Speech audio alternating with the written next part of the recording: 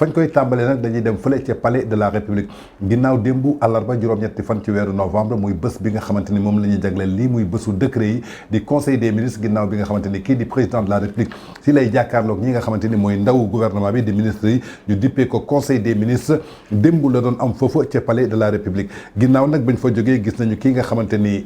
sénégalais yi ñoo ko jox sañ-sañ ci 58,% au suffrage universel direct pour que mu mën a nommer mbaa folli képp koo xamante ni ci société civile bi nga bokk wala militaire bi ginnaaw loolu nag mooy borom décret yi ginnaaw décret nag jëlaat na ko démb yaakaar naa ne décret yi mu jël démb bari na trop suñu sukkandikoo ci li nga xamante ni mooy décret yi nga xamante ni jël na ko ci ay mesures individuelles yi nga xamante ni sañ-sañam moo ko may en tant que président de la république jël na benn décision boo xamante ni ci titre bii nga xamante ni suñu sukkandikoo lu jëm ci wàllu ministère des finances et du budget kii nga xamante ni mooy monsieur Mbaye Ndiaye di inspecteur principal des douanes de classe exceptionnelle moom la nommé directeur général des douanes mu remplacé fa kii nga xamante ni mooy monsieur Abdourahmane Dieye ñu yóbbu ko ci yeneen bërëb en tout cas jëlaat na beneen décision muy kii di monsieur Malick Mbaye di inspecteur principal des douanes moom it de classe exceptionnelle moom la ñu nommé coordinateur de la direction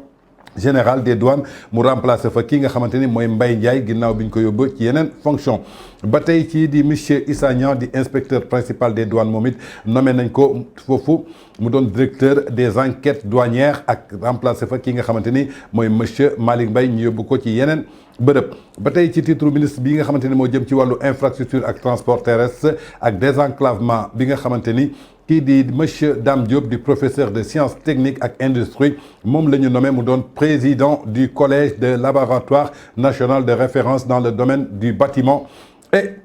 des travaux publics ba tey kii nga xamante ni mooy monsieur Oumar Amadou Sow di spécialiste en gestion des entreprises moom la ñu nommé foofu ca direction générale de la société anonyme de Grand Train du Sénégal SA ginnaaw bi nga xamante ni monsieur Amadou Ndiaye moo fa nekkoon ginnaaw bu mu déclaré candidature am noonu ne président la bëgg a doon en 2024 si lañ ko dindi ci poste boobu ki ko fa remplacé daal muy kii nga xamante ni mooy Omar Amadou Sow ba tey suñu demee ci titre yi nga xamante ni mi ngi soxal li nga xamante ni mooy ministère de l'économie du plan et de la coopération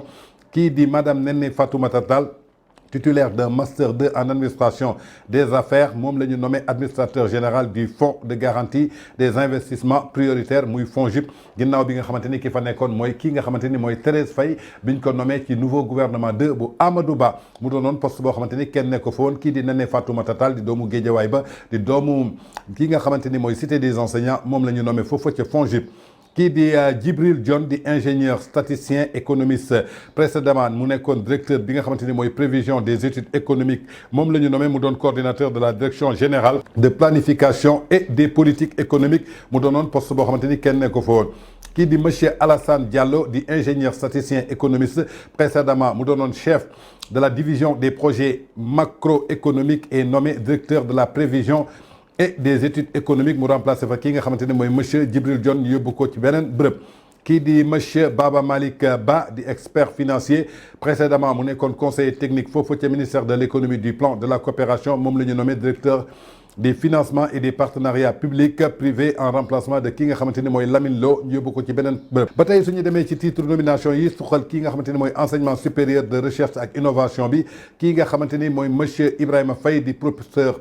titulaire des universités moom la ñu nommé recteur université Alioune Diop muy UAD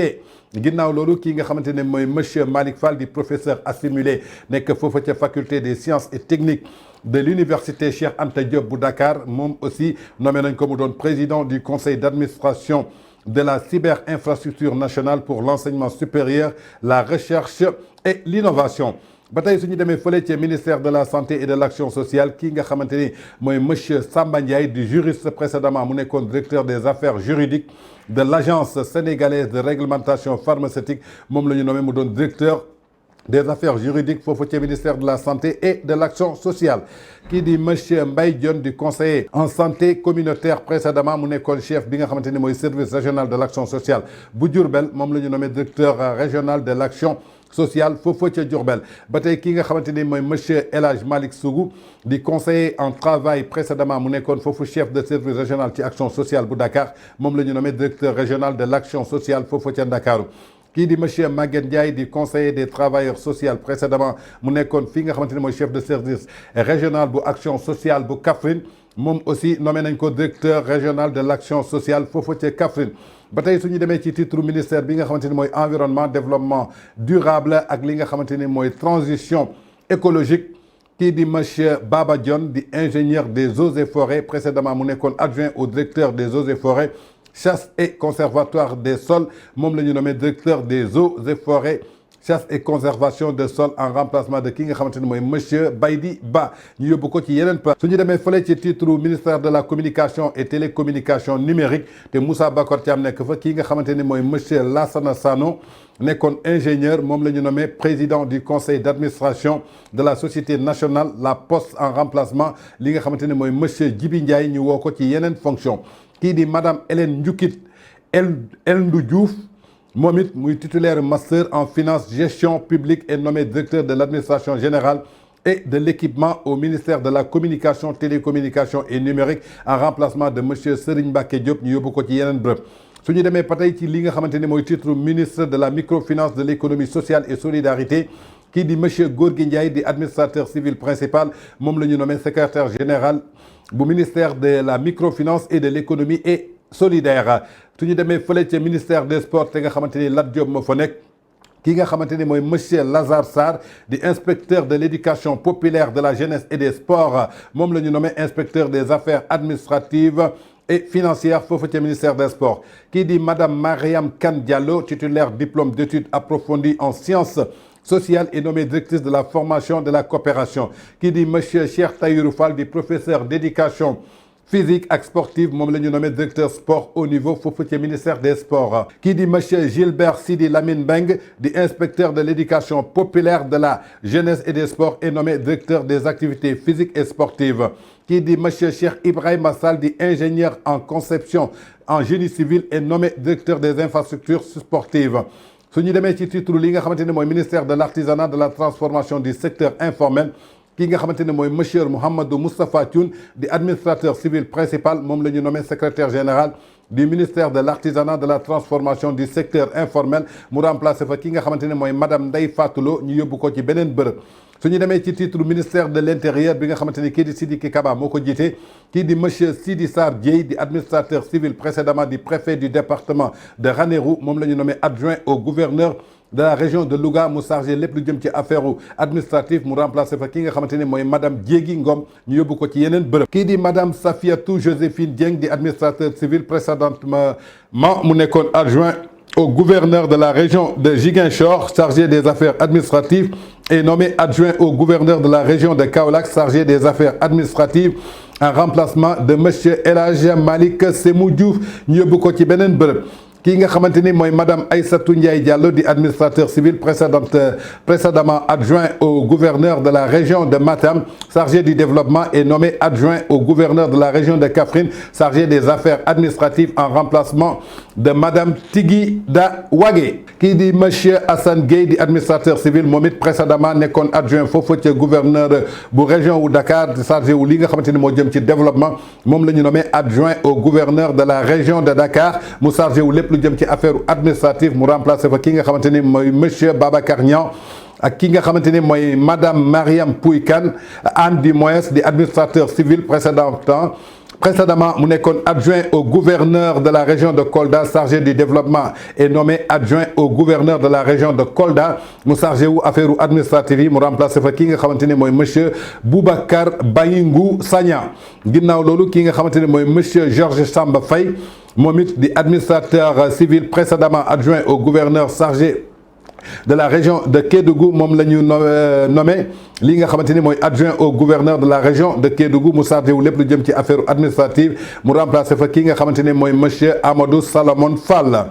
kii di monsieur Daouda Sène di administrateur civil moom it nekkoon adjoint gouverneur région bi nga xamante ni mooy Louga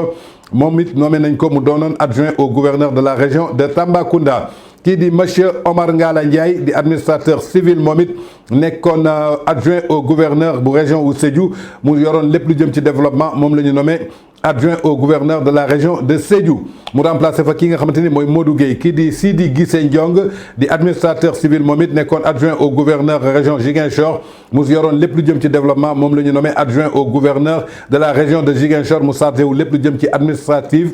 affaires administratives mu remplacé fa ki nga xamante ne mooy madame Safiatou Joséphine Dieng kii di monsieur Chérif Mouhamadou Blondé Ndiaye nekkoon administrateur civil principal précédemment nekkoon préfet wu département bu Ziguinchor nommé nañ ko préfet bu département bu Dakar mu remplacé fa ki nga xamante ne mooy Mor Talla Tine ginnaaw bi ñu ko yóbbee ci yeneen fonction kii di monsieur Abdou Khadre Diop di administrateur civil principalement mu nekkoon précédemment directeur des ressources humaines du matériel de la direction générale de l'administration territoriale moom la ñu nommé préfet du département de Rufisque mu remplacé fa ki nga xamante ne mooy monsieur Serigne Babacar Kane ba tey kii di monsieur Seydi Dia moom it nekkoon fii